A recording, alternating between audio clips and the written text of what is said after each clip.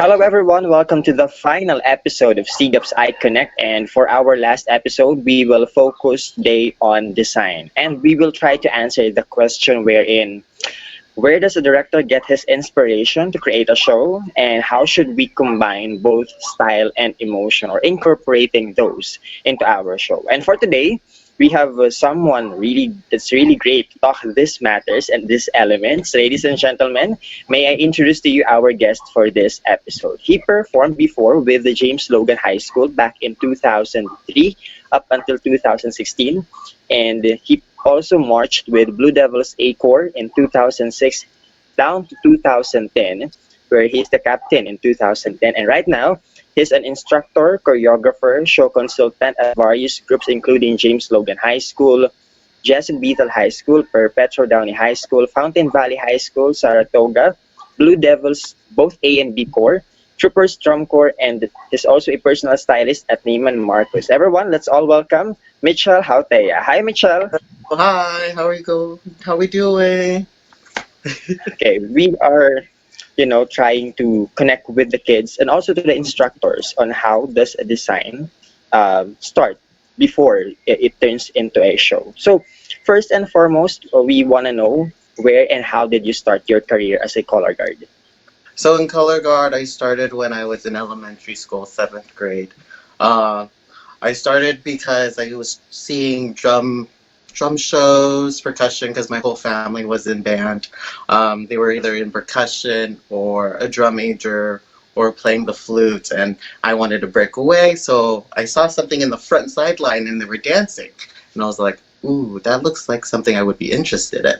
And then ever since then, I wanted to be a part of it, especially at Logan. That was definitely a wake-up call, and seeing that performance aspect of what could become of all of that. Yeah. Okay, now focusing on design as a consultant, and as you create different shows, may we know where do you get these inspirations? How do you start brainstorming and creating the program specifically? So creating a show right away, you get inspired by anything and everything that comes your way, whether it be walking down the street, if you see a flower, you see it grow, or even like a piece of artwork, maybe or a ballet piece. From that, you pull from it ideas that you know that take maybe close to your heart, or maybe something you want to be inspired by, or brings you to another level, or takes you away from even reality. That's always a great way of seeing where a show could go, I say, in that aspect. Hmm. Mhm. Do you have any preferences in terms of how the style or the emotion of a certain show would go? Or do you just, let things happen? I say let things happen organically. Maybe have a set plan right away, though. Let's say if you are thinking of a story, maybe it's a love story. You have that planned out. Maybe they meet here, or maybe they have a pathway to lead to, and always think about the positive too. Like always make a happy ending, and positive, and always an upbringing, because that always brings hope and faith for all of us. So that's always a happy thing to do. Hmm. Now, it's a big question on how a story is being incorporated throughout the show.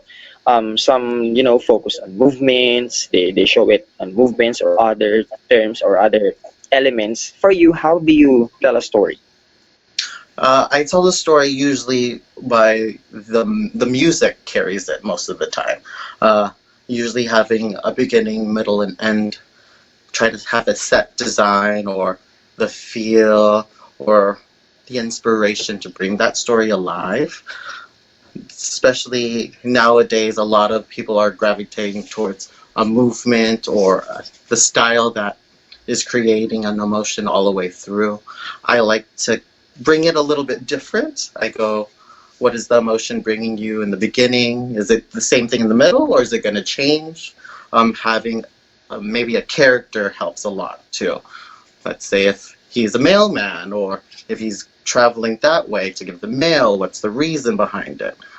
Just finding other ways to look at it versus just being another color guard show.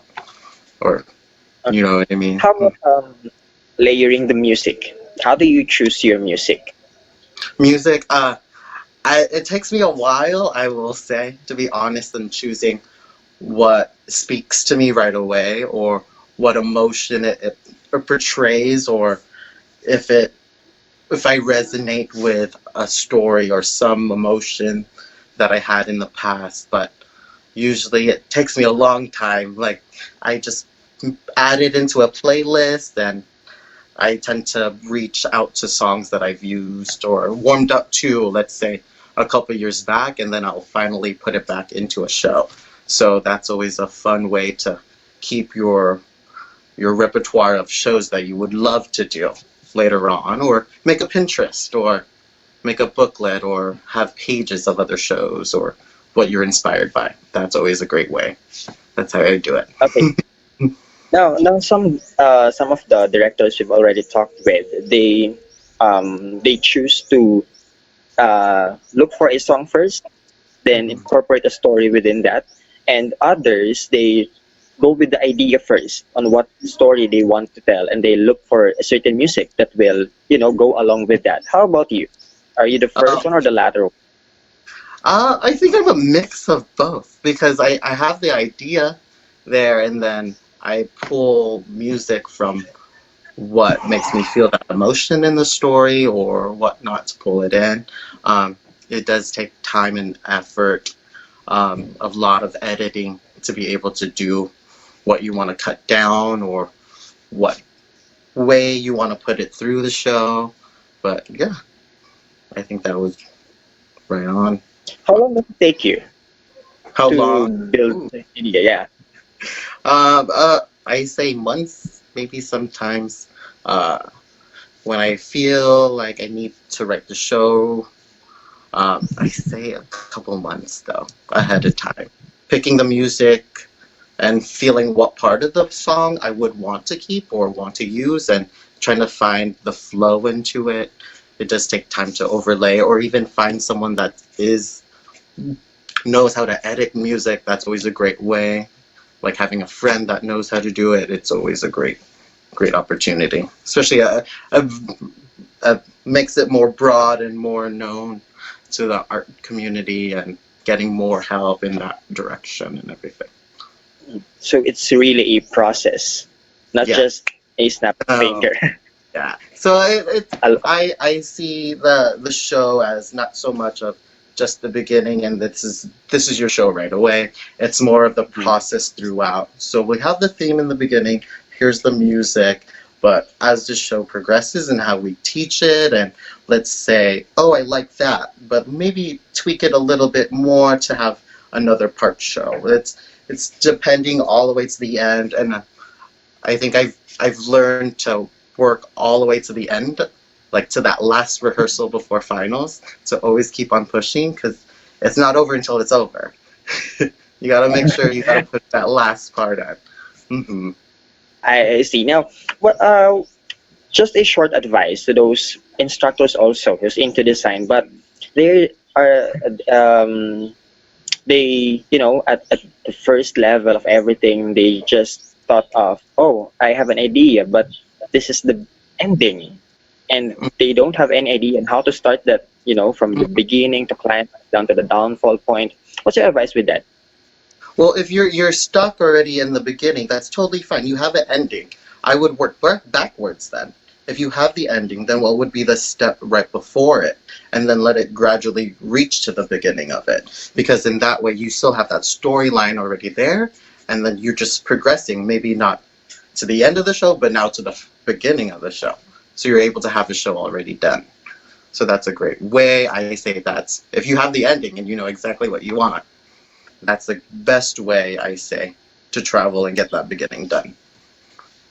Okay. Now, was there a time wherein you get too clouded with many ideas? Some call this a director's block, wherein the too many ideas are going on inside their minds and then just boom, bang. Or how do you get away Yeah. with that? Well, with me, it's a matter of taking the time away a little bit, stepping back, and maybe even taking a night to watch the video of what the show was, or to lay out a little bit more, just because it's a decompress of the mind, and let it relax and everything right before you get back into it, because that's even the best time to even realize, oh wait, this is the idea I really want, and that's the one that you should go with right away, because that's what your gut feels like, or what the flow should feel like, because you don't want to force it as much. Even I have trouble with the force and making sure that this is what I want, versus let it gradually get there. Let it ease on in and make sure it's all right. Mm-hmm. Okay, so at least try to disconnect at some Yes, point. right away and step away, because usually when you get that energy already happening, you tend to you lose track of where to go. And so I say, take a moment, take a breath, step away, then look back. I say that's the best way I do it. Mm-hmm. That that's nice to know. Now, on the other side, or on the other hand, who's your greatest influence in terms of style and design, most especially when you're starting? So you're talking about like color guard designers, or Yeah. like throughout art, or well, I think working with Mark Metzger, I think he has had a great outlook, and has been a great support, and learning so much from him. Another one was Scott Chandler. Just being able to work under him was always a pleasure. But definitely Mark, he made me realize and open up my eyes to see that what design does is definitely an aspect of what I get driven towards. And I think working with him and being able to understand things a little bit more has made me the designer I am now. I know, and still learning, and it's always a learning process with it. But yeah, I will say Mark. Yeah. Now, are there any individuals you would love to collaborate with in the future? Those individuals, or mentors or instructors you haven't worked with before. Mm. I will say Carol would be a great person, because her movement is just amazing. Another one is Michael Shapiro. I knew him from some time. Um, would love to learn his tricks and whatnot, and be able to work with that. That's always a great opportunity in that sense. Okay, now moving into this industry, you've been here for quite some time. How does it feel to work, to be mentored by these amazing individuals? I've been so pleased and honored um, where I am now, just because it's a long time coming. But as they say, you put 10,000 hours into something, you become more known to it. I think learning from mentors before me, and then helping other ones after me, I think that's a great growing process, especially for our community, especially that we're branching out to other countries now. And it's great to see how this community is bringing everyone together. And it's a peaceful way, it's a heartwarming way, and it's all through passion. And I love the fact that that's happening. Wow, we can just imagine the intense feeling, working face to face with them. Now, a lot of for the previous interviews, we've already asked, the other guests what are their top five must-haves as a color guard. With you, we want to ask, what are your, basic top five advice for the mentors, especially those who are just starting immersing with design? Yeah, I would say top five. The first one is have a plan, whether it being a long term or versus a short term, as in like a day of a rehearsal. Number two, be positive all the time, because the kids are there for you, and you're there for them. Um, Always have that positive vibe, and always be willing to help.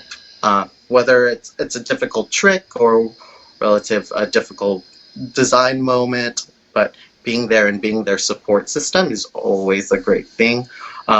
Another one is always drive for more. Never stop. Never feel like everything is just what it is. Um, and then a third one, uh, get your mindset into a place where be thankful of where you are and always giving back and being always willing to. And my last one is make a playlist of music, because that is always a fun thing to do, especially the kids like resonate with the music and being able to warm up to it. I use music as an outlet all the time, whether it's feeling or anything. Go in your backyard, do a little dance, do a little choreo, maybe put it on Instagram. Like, everyone knows and resonates with that, especially nowadays. We have that capability to do it. Okay, that's really nice. But personally, I'm just curious. How do you start your day, especially when you have trainings or rehearsals? I mean, there would be a lot of artists wherein in the morning, right after waking up, they do affirmations. Some would do journaling. Some would do play music and just dance inside their rooms. How about you? I'm usually one that would play music right away, or leave the music on from the night before, let it play throughout, because I love waking up to music. It kind of gets my heart beating a little bit more. But like throughout the day, I'm just always playing music. Maybe even just dancing or tapping my toe, doing some tendus here and there. But that's always a great way to keep it going. Mhm. Also, other mentors are asking, was there a certain, how do you overcome, downfall moments wherein, you feel like you're not progressing at all, you're just stuck within a certain moment and you don't know how to get out of that. What's your advice to them? My advice is to talk to someone, to have you're there with a staff. You're able to open up. They're there with you along the way. The same path, the same goal, the same everything, because you're there together. And you trust them to the point of giving their feedback and trusting them, and to be able to be honest with you. And to be honest means that you care. So the matter of reaching out to your staff members is always a great way, just to let out the steam or let out the feeling, because they're in there Know too. that you are not. Mm-hmm. That's always a Okay. good. Now, let's go to other topics. Some, mentors sent their questions Mm-hmm. for you, and they wanna, since DCI, is canceled. That's a very sad news for us, especially in the Philippines. We are your one of your biggest fans outside the US, and they are asking, what's the process? How's your experience living 3 months with your core, the tour, and Mm-hmm. everything? With tour, well, I haven't been on tour for about 10 years now. The last time I marched was 10 years ago. Um, but I will say, with drum corps and that whole community, it is a little heartbreaking right now. But this is the best time to pull together and maybe get the students riled up for next year. Um, it is going to take some time for it to decompress a little bit, but with time, it'll be better. Um, but the process for DCI, do you mean like, how do you mean in the process? Yeah, DCN. Touring all throughout the summer. Sure. Okay. So basically, the audition process is earlier in the season. With the troopers this past year, this supposed to be 2020. We had little camps here and there throughout December, October, just November as well. Then we would have more auditions going on in April. The camps would start happening in April for the color guard. The horn line, the percussion would already be in all days, rehearsals in April. So we would jump onto tour in the end of April into May, and then go on the road by June, and then on the road all the way through till August, until championships, all the way through, and then head home. Yeah. Now, take us back to that moment through your age out ceremony. Ano yung naramdaman mo? I mean, what was going on through your mind at that very moment? And of Very. course, being pronounced as world champions. Uh-huh. Uh, whew, bringing me back. I will say it was a shock, not so much of what place we were, but the fact that we were all determined for a goal and we reached it to the end of it. And then I had a wake up call and say, in my head, I was like, wait, okay, we got this award. Okay, we got to get ready for encore. We got to get ready for the encore run. So I was like, oh, we got to get this ready. Still on mode. It wasn't until, I will say, on my flight home when it hit me. And it was seeing that, yeah, I was at age out and so grateful and thankful for the staff, thankful for the group, thankful for every member there that brought that year together, because it was a journey in the aspect of all the hard work and dedication, especially with the staff. They were great and awesome. The color guard all around was amazing. But yeah, that didn't hit me till after awards because I thought I was still like on mode. Gotta get this done. You're still feeling the hype, the energy, the adrenaline, right? Yeah. Okay, right after, right after the championship night, do you immediately fly back home, or Uh, there are internal ceremonies going on inside your court? there is, after, usually there's a banquet or a little breakfast for the next day. Um, but most of the students or people go right after just because they have to go back to school, especially because the season's going further on and people have to go back to go teach as other color guards or other bands, whatnot. So that's becoming more of a thing. But I would always take the next day after to decompress, take it in, and then fly back. Hmm. Well, it's very sad, I guess, patching for a certain group of people you've been with for the past 3, 4, 5 months, Hmm. and then suddenly you need to go back home. But, Yeah. you go back in November, right? After Hmm. that. Yeah. But, well, the audition process starts in November. Yeah. So Mhm. you're able to see them. But definitely you do meet a great people with great goals, and you keep that connection from going on all throughout. I still talk to my closest friends from drum corps and seeing where they grow relative to if they become doctors or if they're still in the community. It's great to see and know that you know other people around the world, just because it brings you to another level and connection. Okay, I'm just curious. Small question. Do you keep that uniform, or do you return it back? Not for BD. BD, you always have to bring it back, for sure. Ah, Hmm. You okay. always have. Now, I guess we're down to our last few questions, but I guess this one should be asked, to you. What what does success or winning means to you? For the past years you've been with the industry. Hmm. Success. I don't measure it through what the ending result was. I usually see it as the work that was put in was the students learn the skill to get to where they are. How much better can they reach to the next step? Um, I say the work is what is the success, not so much the ending, but just the title of being able to get to where they get all the time, and not be um, and not be scared or not be hindered on what they may feel, but to be able to strive for what they want to get to. Yeah.